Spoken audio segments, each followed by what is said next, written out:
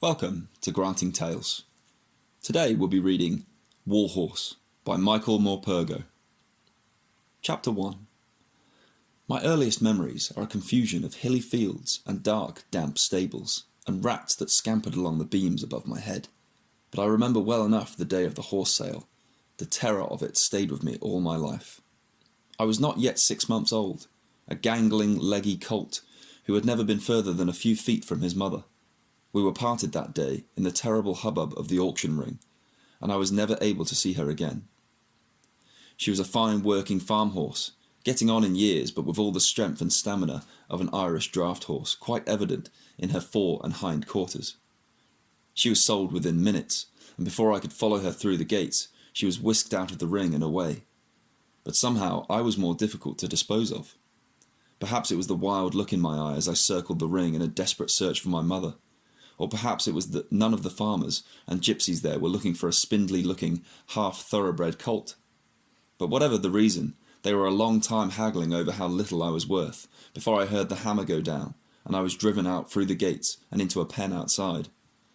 "Not bad for 3 guineas, is he? Are you, my little firebrand? Not bad at all." The voice was harsh and thick with drink, and it belonged quite evidently to my owner. I shall not call him my master, for only one man was ever my master. My owner had a rope in his hand, and was clambering into the pen, followed by 3 or 4 of his red-faced friends. Each one carried a rope. They had taken off their hats and jackets and rolled up their sleeves, and they were all laughing as they came towards me. I had as yet been touched by no man, and backed away from them until I felt the bars of the pen behind me and could go no further. They seemed to lunge at me all at once, but they were slow, and I managed to slip past them and into the middle of the pen, where I turned to face them again. They had stopped laughing now. I screamed for my mother, and heard her reply echoing in the far distance. It was towards that cry that I bolted, half charging, half jumping the rails, so that I caught my off foreleg as I tried to clamber over and was stranded there. I was grabbed roughly by the mane and tail and felt a rope tighten around my neck before I was thrown to the ground and held there with a man sitting, it seemed, on every part of me. I struggled until I was weak, kicking out violently every time I felt them relax, but they were too many and too strong for me. I felt the halter slip over my head and tighten around my neck and face. "So you're quite a fighter, are you?" said my owner, tightening the rope and smiling through gritted teeth. "I like a fighter, but I'll break you one way or the other. Quite a little fighting cock you are, but you'll be eating out of my hand quick as a twick." I was dragged along the lanes, tied on a short rope, to the tailboard of a farm cart, so that every twist and turn wrenched at my neck. By the time we reached the farm lane and rumbled over the bridge into the stable yard that was to become my home, I was soaked with exhaustion, and the halter had rubbed my face raw. My one consolation as I was hauled into the stables that first evening was the knowledge that I was not alone. The old horse that had been pulling the cart all the way back from the market was led into the stable next to mine. As she went in, and she stopped to look over my door and nickered gently. I was about to venture away from the back of my stable when my new owner brought his crop down on her side with such a vicious blow that I recoiled once again and huddled into the corner against the wall. "Get in there, you old ratbag," he bellowed. "Proper nuisance you are, Zoe, and I don't want you teaching this young'un your old tricks." But in that short moment I had caught a glimpse of kindness and sympathy from that old mare that cooled my panic and soothed my spirit.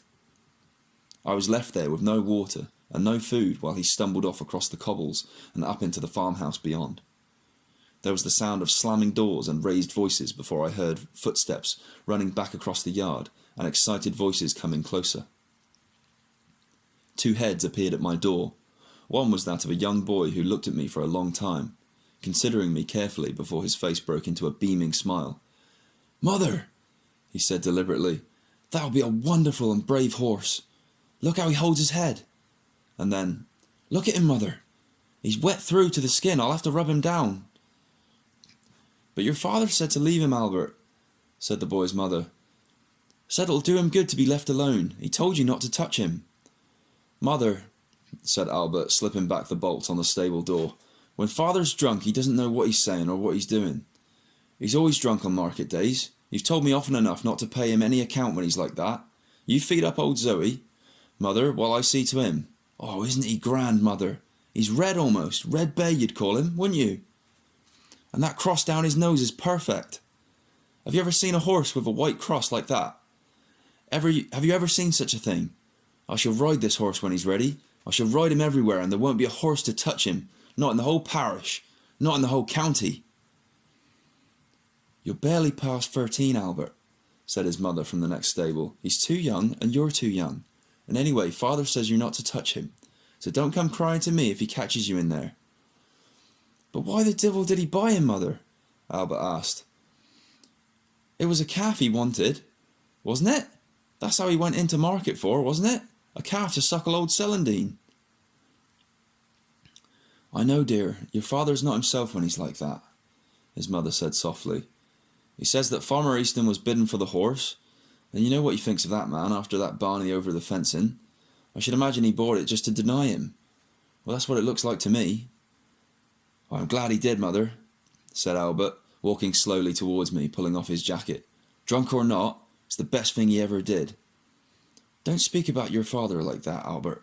He's been through a lot, it's not right, said his mother, but her words lacked conviction. Albert was about the same height as me, and talked so gently as he approached that I was immediately calmed and not a little intrigued, and so stood there as I was against the wall. I jumped at the first time he touched me, but could see at once that he meant me no harm. He smoothed my back first and then my neck, talking all the while about what a fine time we would have together, how I would grow up to be the smartest horse in the whole wide world, and how we would go out hunting together. After a bit he began to rub me gently with his coat. He rubbed me until I was dry, and then dabbed salt water onto my face where the skin had been rubbed raw. He brought in some sweet hay and a bucket of cool, deep water. I do not believe he stopped talking all the time. As he turned to go out of the stable, I called him out to thank him, and he seemed to understand, for he smiled broadly and stroked my nose. We'll get along, you and I, he said kindly. I shall call you Joey, only because it rhymes with Zoe, and then maybe, yes, maybe because it suits you. I'll be out again in the morning, and don't worry, I'll look after you. I promise that. Sweet dreams, Joey. You should never talk to horses, Albert, said his mother from outside. They never understand you. They're stupid creatures. Obstinate and stupid, that's what your father says. And he's known horses all his life. Father just doesn't understand them, said Albert. I think he's frightened of them. I went over to the door and watched Albert and his mother walking away and up into the darkness. I knew then that I had found a friend for life, that there was an instinctive and immediate bond of trust and affection between us. Next to me, old Zoe leant over her door to try to touch me, but our noses would not quite. Thank you for listening. If you enjoyed this production, please support us by hitting the like and subscribe buttons below.